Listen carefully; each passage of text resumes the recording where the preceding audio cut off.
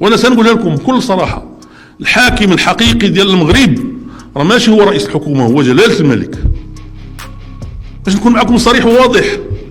ولكن واخا هو جلاله الملك ماشي هو كيدير كل شيء من الاول حتى الاخر، لا. ملي كيشوفك تدير شي حاجه الا كانت مزيانه وجاتو هو في التقدير ديالو مزيانه كيخليك ديرها، بعض المرات كيعاونك. انا القضيه ديال الارامل وقع لي فيها بلوكاج دام شهور طويله باش ما نقولش سنوات. واحد النهار جلاله الملك من بعد المجلس الوزاري دخلني معاه لواحد البيت وكان لطيف وما خلاش المستشارين يدخلوا، قال لي السي بن كيران داكشي اللي بغيتي دير ديال الارامل نديرو.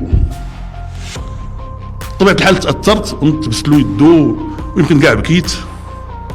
قال لي السي بن كيران موا ميم جو سوي سولاجي، انا الان مرتاح. قال لي هذا الشيء بحال الضمان الاجتماعي اللي كاين في فرنسا. فهذا الملك ديالنا وتيبغي غير الخير للبلاد وما يمكنش يكون تيبغي شي حاجه اخرى، مستحيل. بطبيعه الحال عنده تقديرات ديالو عنده، ولكن رئيس الحكومه حتى هو عنده دور. ورئيس الحكومه ديالكم اللي كان برئاسه الحكومه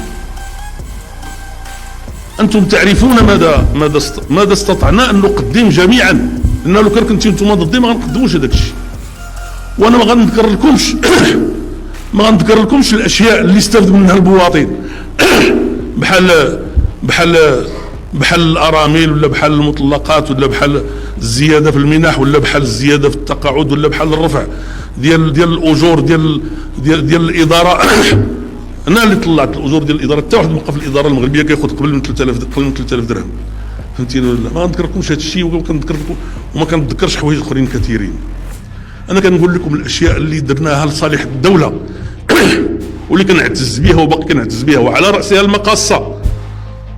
انا وقفت الجزء الاكبر من المقاصه بفضل الله سبحانه وتعالى، وهذاك الشيء هو اللي سمح للدوله باش تقدر تنتعش هذه السنوات كلها. هي من 2012 حتى لدابا حيدنا عليها الثقل ديال 30 مليار ديال الدرهم في العام، وهذاك الشيء هو اللي سمح لها بواحد العدد ديال البرامج، من بينها الان التغطيه الاجتماعيه اللي غاديه تدار، من بينها اشياء اخرى. وواحد القضيه، هذا الشيء هذا مبني عندي ماشي على مصلحه الحزب، لانه ديك الساعات اللي درت هذا الشيء كان بين عينيا انه يمكن نطيح انا ما نبقاش رئيس ديال الحكومه، ولكن الا دازت هذه القضيه هذه غتكون لصالح الدوله.